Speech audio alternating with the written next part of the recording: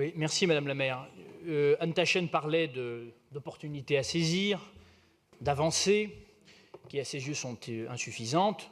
C'est vrai qu'il y a un certain nombre d'avancées, qu'elles peuvent paraître incomplètes, je reviendrai, mais moi je dis c'est mieux que rien. Et je pense qu'à un moment donné, quand on voit un certain nombre de réformes de l'administration parisienne se présenter dans cette Assemblée, il faut les voter. Il faut les voter. Et je reviendrai plus tard sur la dimension politique de cette délibération qui, au-delà des éléments très techniques et parfois un peu arides à la lecture de cette délibération, qui, au-delà de ces éléments-là, je pense, présente un certain nombre d'avancées, comme je le disais, et je vais donc dire pourquoi.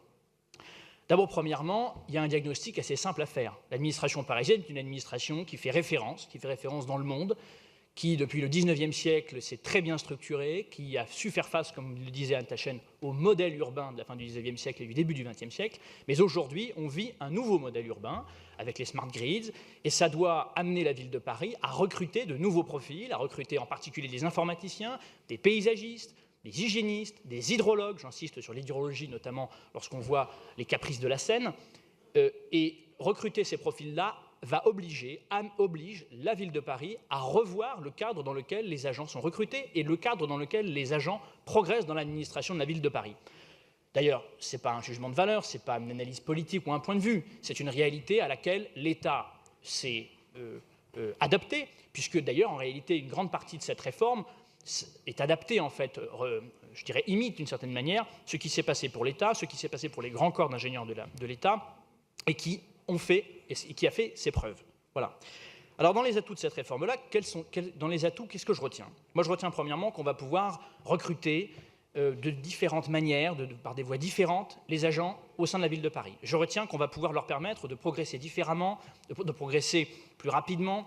Je retiens aussi qu'on va favoriser les synergies, puisqu'on réunit dans un seul corps des gens qui, pour siéger au sein du Conseil supérieur des administrations publiques, des administrations parisiennes, j'ai l'occasion de le voir, qui ne se parlent pas forcément toujours. À un moment donné, il faut éviter les dérives corporatives qu'on a pu constater et qu'on constate régulièrement quand on siège au sein du CSAP.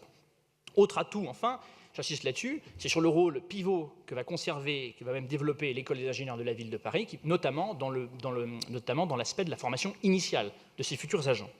Ensuite, il y a, la délibération le dit expressis verbis, il y a aussi une avancée profonde dans le domaine de l'harmonisation de gestion. Et tous ces atouts-là correspondent aux recommandations qui ont été faites par le dernier rapport de la Chambre régionale des comptes.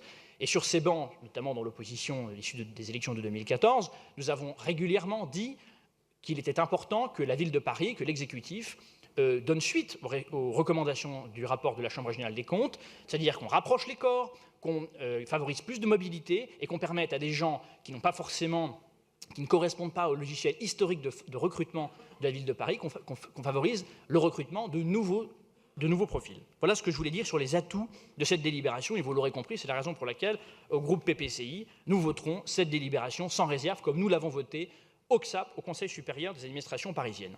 Je voudrais faire maintenant deux observations. La première observation, c'est que cette réforme est positive, je l'ai dit, mais elle est encore incomplète.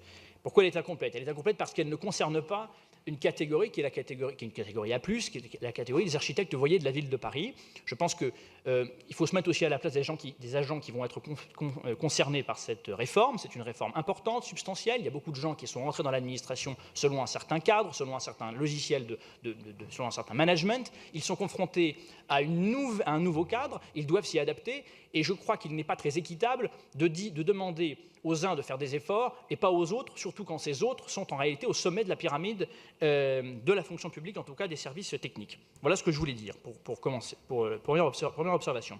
Deuxième observation, enfin, que je voudrais dire, c'est une observation encore une fois très politique.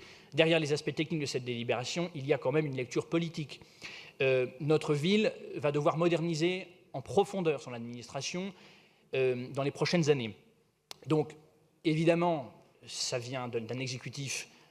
Je ne fais pas partie de la majorité, tout le monde l'a compris, mais je pense que quand ça va dans le bon sens, il faut à un moment donné savoir dépasser les clivages, il faut savoir aller un petit peu plus loin que nos a priori, et je pense qu'il ne faut pas chercher à faire échouer l'adoption de cette délibération pour mettre dans l'embarras l'exécutif, et c'est la raison pour laquelle, encore une fois, le groupe PPCI votera cette délibération qui est une réforme et une avancée importante. Merci.